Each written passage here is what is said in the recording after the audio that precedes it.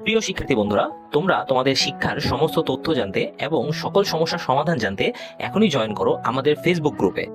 Facebook গ্রুপের link দেওয়া আছে ডিসক্রিপশন বক্সে। স্বাগতম সবাইকে ওয়াইস পয়েন্ট একাডেমিতে। আশা করি তোমরা সবাই ভালো আছো। আজকে আমরা আলোচনা করব নবম শ্রেণীর বাংলা তৃতীয় অধ্যায় তৃতীয় পরিচ্ছেদ পৃষ্ঠা নাম্বার 58 ছকের সমাধানটি নিয়ে। গত ক্লাসে আমরা 57 নাম্বার পৃষ্ঠার সমাধান করেছিলাম, আশা করি তোমরা দেখেছো। আজকে কথা বলবো 3.3.3 নিয়ে। এখানে বলেছে যে আত্মস্মৃতি রচনাটির যেসব বক্তব্য নিয়ে তোমার মতামত রয়েছে বা মনে প্রশ্ন জেগেছে তার নিচের ছকে লেখো। কাজ শেষ হয়ে গেলে সকলের সাথে আলোচনা করো এবং সংশোধন করো।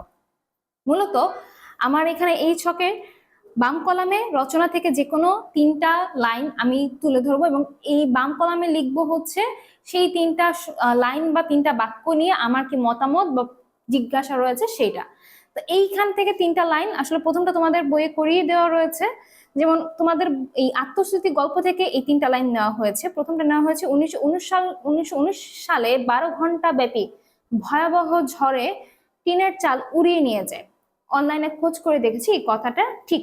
এই যে এই একটা লাইন তোমরা পেয়েছো আত্মস্মৃতি গল্পতে, এই লাইনটার ব্যাপারে বা এই বাক্যর ব্যাপারে তোমার কি মতামত তা এখানে আমরা লিখেছি।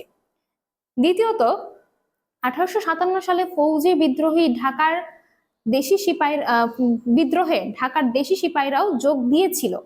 এই এই যে একটা বাক্য পেয়েছি, এই বাক্যের ব্যাপারে আমার মতামত কি? আমার মতামত হচ্ছে 1857 সালে ফৌজি বিদ্রোহ আসলে সিপাহী বিদ্রোহ নামে পরিচিত, সেটা আসলে অনেকেই জানতো না।